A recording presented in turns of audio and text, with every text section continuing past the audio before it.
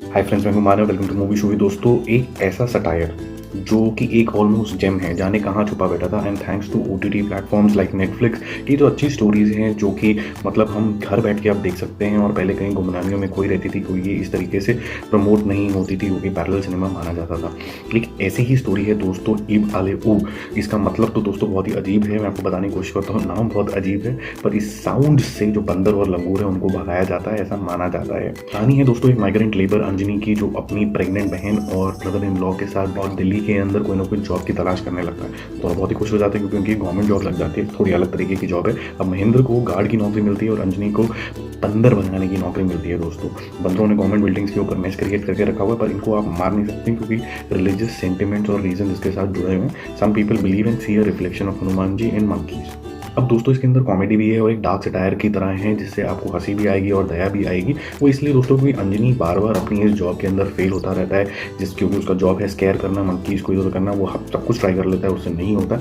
एक दिन लोग उसको तंग करने के लिए एक पिंजरे के अंदर भी बंद कर देते हैं और आप ये सोच रहे होते हैं कि शायद ह्यूमंस की जो लाइफ है आज की डेट के अंदर, वो बिल्कुल एनिमल से भी वर्स्ट है, क्योंकि उनके कोई राइट्स नहीं है। अंजनी के साथ फर्दर दोस्तों दो हादसे हो जाते हैं। एक हादसे के अंदर तो वो लास्ट रिजॉर्ट यूज करता है, वो ड्रेस करता है एक लंगूर की तरह। और लंगूर क्योंकि मंकीज का राजा होता है, वो सोचता है कि मैं ये एक ड्रेस पहन के आके इनको स्केयर कर लूंगा, बल्कि ये इलीगल है। तो वो पकड़ा जाता है और उसकी नौकरी चली जाती है। दूसरी साइड उसका महेंद्र, जो उसका ब्रदर इन लॉ है, काफ़ी ज़्यादा इंकरेजिंग था। अब क्योंकि वो गार्ड था, उसके पास एक वेपन भी था, उससे किसी वजह से एक मंकी मर जाता है और उसको लोग पिटाई कर कर मार देते हैं, क्योंकि उनको उस मंकी के अंदर कहीं हनुमान जी की परछाई दिख रही थी।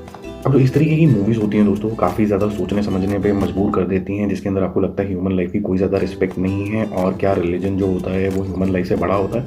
और बहुत से और भी मैसेजेस हैं जिसमें आप खुद भी अपना दिमाग लगा सकते हैं। इसके बारे में ना बोलना ही ज़्यादा अच्छा है। इसको एक्सपीरियंस करने में ही आपको ऐसा लगेगा कि आप बहुत ज़्यादा इसको एक लेयर्स की तरह डीमिस्टिफाई कर रहे हैं। अब एक्टिंग सबकी दोस्तों काफ़ी ज़्यादा रियल है और जो स्पेस क्रिएट किया गया है, जैसे घर हो गए और जिस तरीके से वो पैदल चल के अपनी नौकरी के लिए जाते हैं, वो सब अच्छा दिखाया है। क्योंकि अनुराग कश्यप की मूवी जो होती है, कहीं ना कहीं उनमें नकलीपन और रियल चीज़ें ज़्यादा होती हैं। तो दोस्तों, मूवी देखने से पहले जब आप इसका ट्रेलर देखोगे तो आपको ऐसा लगेगा कि शायद ये बंदर भगाने की कोई टेक्निक्स है, जिसके अंदर एक बंदा फेल होता रहता है, तो कॉमेडी है।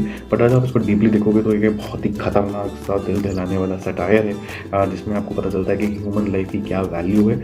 और लोग खुद ही, जो खुद भी ह्यूमंस हैं, वो ह्यूमंस को ज़्यादा प्रायोरिटी देते हैं कि धारणाओं को, और धारणाएं जीत जाती हैं कि इंसान की लाइफ। तो काफ़ी डीप मूवी है, मुझे तो अच्छी लगी। और मैं सजेस्ट करूँगा ये आप अकेले आराम से तब देखें जब आप गहराई और सोच विचार के मूड के अंदर हो, क्योंकि ये बहुत ज़्यादा प्लीजिंग आपको लगने वाली है। हालांकि जो मोमेंट्स आते हैं, जिस तरीके से बंदर को भगाया जा रहा है, वो आपको हंसाता है, लेकिन वो हंसाता है इस तरीके से कि वो दया भावना से होता है। तो ओवरऑल बेसिस पे दोस्तों, इस तरीके के सिनेमा को जो नेचुरल स्कोर मिलना चाहिए वो ए मिलना चाहिए। आप भी देखो और आप मुझे बताओ आपको कैसे। सी यू, बाय।